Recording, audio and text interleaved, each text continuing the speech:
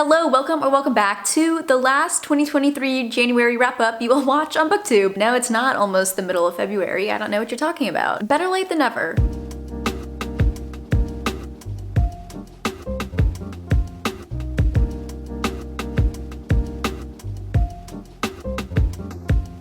I had so much momentum going into January. I was like, yes, it's the start of the new year. I'm gonna kill it. I'm gonna read 10 plus books off my TBR. Little did I know though that near the end of the month I would rediscover the joy that is reading journal BookTube and go down a rabbit hole. I was just Alice in Wonderlanding it out here. But nevertheless, I'm now here today to share with you all my book-loving besties the 8 books I read this past month, which is still pretty good. As we already know, any amount you read in a month is good, but when I have time, I enjoy pushing myself. It's so satisfying for me to read a book off my TBR shelf and then put it on my bookshelf. Anyways, it was all in all a pretty good reading month besides my 1.5 star, but I did also have 1 4, 2 4.25, 3 4.5, and 1 5-star read. As always, starting at the bottom of the barrel with my least favorite of the month, which I did read audibly, Leave the World Behind by I don't even remember the author's name, but I don't really care. Fine, I'll look it up. Rumaan Alam? More like I wish I left this book behind. I almost rated this book 1 star, but I reserve that rating for books I feel should be burned at the stake. And I do think there is merit in the messages this book explores, but is it worth it?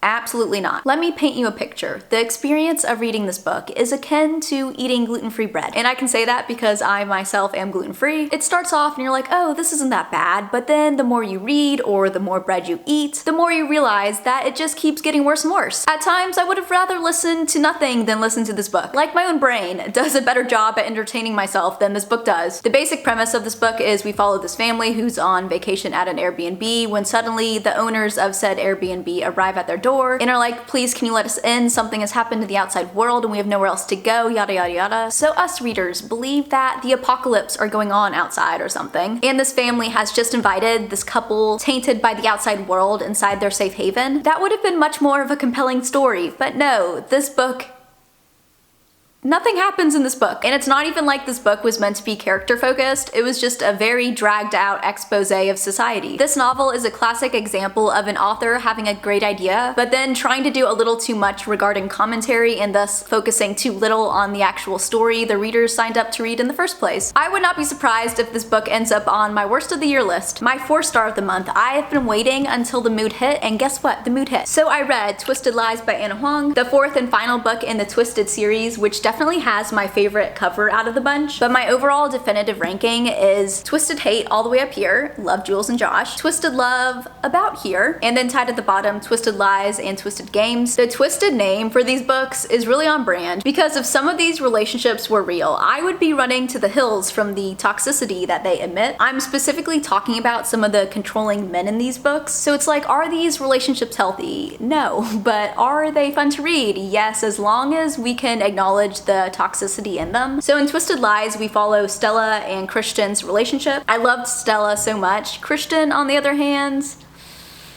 I have confused feelings towards that man. I feel like he should be jailed, but also given a humanitarian award. It was obvious that the author was going for morally gray, but Anna just kind of missed the mark. But I loved how Christian called Stella Butterfly, which is such a cute nickname. When he called her Butterfly, I got butterflies. What is so great about romance series is seeing all the characters and couples throughout the books and getting little updates on their lives. So all I'm saying, Anna, is I wouldn't be mad. In fact, I would be quite delighted if you decide to write an epilogue novel. I ended up giving What Happens in Paradise and Trouble in Paradise by Ellen Hildebrand 4.25 stars. I can't believe I was out here saying in my winter TBR, yeah, I don't think I'm gonna read the whole Winter in Paradise trilogy this winter. And I really thought I was just gonna read the first book and maybe the second book, but I didn't have that much faith in that prospect. But then I got sucked into the world and fell in love with the characters, who I will say are pretty annoying at first and are set up to seem pretty privileged. Like one of the characters is even named Cash, but once you get to know them and understand them, you can't help but to form a bond to them and love reading about their daily lives, even if they are just eating jam on toast. That's a pretty niche reference there. But these books made me really want this fictional jam that was hyped up throughout them. So this series is definitely more character focused than plot focused, and the big reveal in the last book I felt could have been better, but I would recommend this series if you're looking for something that has romance, mystery, and a tropical setting. Oh, I also want to say, Cash deserves better. I'm still upset with how all that ended. My first 4.5 of the month was No Exit by Taylor Adams. Man, this was such an anticipated 5-star read, and I did rate it 4.5, so it was close, it was close. But this is more of a 4.5 leaning 4 than a 4.5 leaning 5. I did give this book the extra 0.5 because it really did keep me hooked in. I would classify this as an in the shower thought provoker. This is a book that will keep you thinking about it in between reading sessions, trying to guess where everything is going. Most of y'all probably know what this novel is about because this is a pretty infamous thriller, but in case you don't, let me give you a quick rundown. Our protagonist in here is Darby, and she is driving home over winter break when suddenly she gets stopped in a snowstorm and ends up stranded at a rest stop. And she has nothing else to do but to venture inside the rest stop, where she is greeted by 4 strangers who are stranded there as well. But while she is there, she notices something in the van parked next to her, something that looks all too similar to a child trapped in a crate. That literally sounds like something you would see in a horror film. There is an adaptation of this book which I keep forgetting to watch. Reading the novel really did feel like watching a movie, so I can only assume that the movie will be great. I cannot confirm, but I'll get back to y'all on that. Some parts of this book were so gross. My eyes could have definitely gone without reading those lines. I did not know I was signing up to read about, how do I put this? Bodily functions. But this book has one of my favorite villain catchphrases. Whenever the villain beat the odds stacked against them, they would say that their toast had landed jelly side up. I'm now realizing I'm talking a lot about jelly and jam in this video. Whenever they said that, I couldn't help but chuckle. It was just such a silly phrase. Oh, I just dodged, ow.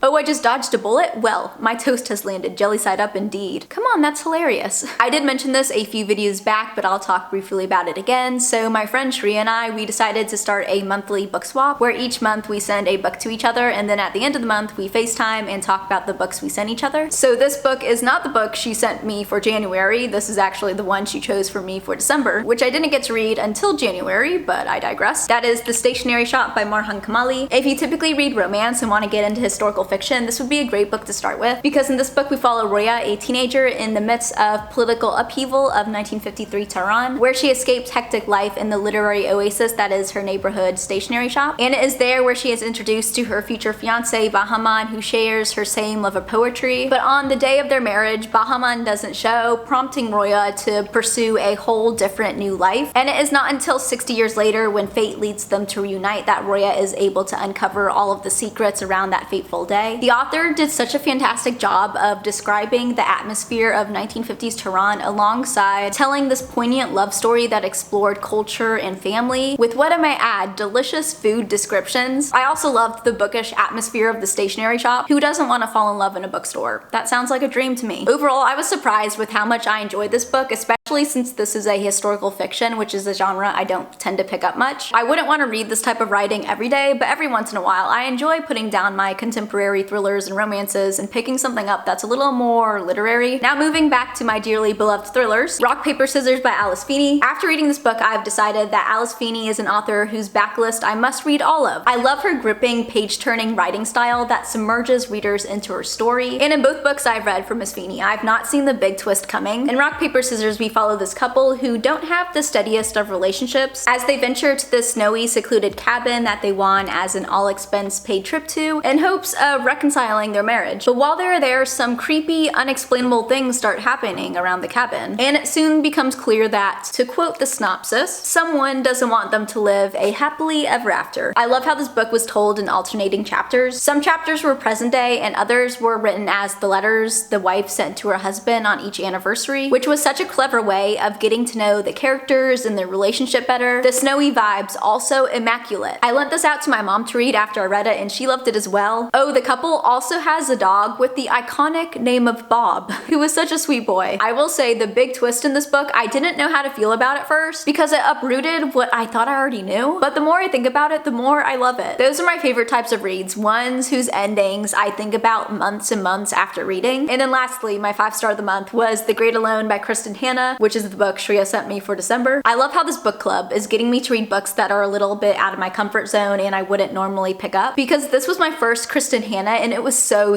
good. My mom has been trying to get me to read Kristen Hanna for ages, so I'm so glad that Shreya finally caused me to do so. In this historical fiction novel, we follow the Albright family as they move to Alaska to live off the grid, and as winter approaches, darkness not only descends outside the home but also inside as the daughter and mom are caught in the avalanche that is the husband husband's fracturing mental state. Throughout the novel, you feel so much for Lenny, the daughter. She is so brave and resilient as she searches for roots and identity in Alaska of all places. Sorry, gotta fix my necklace, give me a second. Personally, I wouldn't want to live in Alaska. I would love to visit, but I don't think I'd be able to take the freezing environment. One theme explored, which I found particularly interesting, was the harmful effects of war on soldiers. And this point is really driven home by the character Ernst, because Ernst, man, he needed some therapy. This book could have gone in a completely different direction if this man just had some help. I'm not sure what resources are available nowadays for veterans, but I hope, especially in today's society, now that mental health is less stigmatized, that more resources are available for them and prioritized. I'm pretty sure this book was circulating on Book Talk, and I got the general consensus that people either really loved it or they thought that the writing was way too descriptive. Now you can trust me to give you the real tea. And I didn't have a problem with the writing. I've read many other books that have had much more flowery writing. I don't think I've read a book this big without feeling like some pages could have been cut.